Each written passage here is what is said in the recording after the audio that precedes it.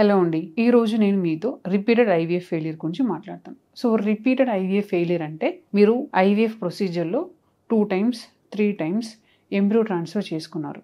But still negative వచ్చాయా? నేను దీని గురించే మాట్లాడతాను. I'm doctor Usha, fertility centre, Kukatpally branch. So, కొందరికి రిపీటెడ్ ఐవీఎఫ్ ఫెయిల్యూర్స్ అయ్యుండొచ్చు.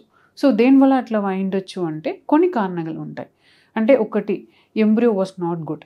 మేబీ ఎంబ్రియో చూడ్డానికే మంచిగా కనిపించచ్చు. బట్ స్టిల్ ఎంబ్రియో అనిప్లాయిడీ అంటే అబ్నార్మల్ బేబీ ఉండొచ్చు. అది ఎట్లా మనకు తెలుస్తుందంటే పీజీటీఏ అని ఒక టెస్ట్ చేశాకనే తెలుస్తుంది అనమాట. అండ్ దెన్ పీజీటీఏ అనేది టెస్ట్ అందరికీ చేస్తామా అంటే నో, అందరికీ చేయమండి. దానికని కొన్ని ఇండికేషన్స్ ఉంటాయి. సో, పీజీటీఏ చేసి మంచి ఎంబ్రియోవా లేదని చూసుకొని ముందు వెళ్ళడం ఒక బెటర్ ఆప్షన్. ఇంకొకటి ఎంబ్రియో క్వాలిటీ బాలేకపోతే కూడా మీకు ఇంప్లాంటేషన్ అంటే ఐవీఎఫ్ సక్సెస్ అవ్వడం ఛాన్సెస్ తక్కువ అవుతుంది అనమాట. అది ఒకటి. ఇన్ కేస్ మీకు గర్భసంచిలో ఏదైనా ప్రాబ్లం ఉంటే కూడా, అంటే వాళ్ళ గర్భసంచి లోపల ఏదైనా ఇన్ఫెక్షన్, గర్భసంచిలో టీబీ, గర్భసంచిలో థిక్నెస్ కరెక్ట్గా రాలేదనుకోండి, అప్పుడు కూడా మీకు మల్టిపుల్ టైమ్స్ ఐవీఎఫ్ ఫెయిల్యూర్ అవడానికి ఛాన్సెస్ ఉన్నాయన్నమాట. ఓకే. సో, లేడీస్లో ఒకటి గర్భసంచి చూసుకోవాలి, ఇంకొకటి బేబీలో ఎంబ్రియో చూసుకోవాలి.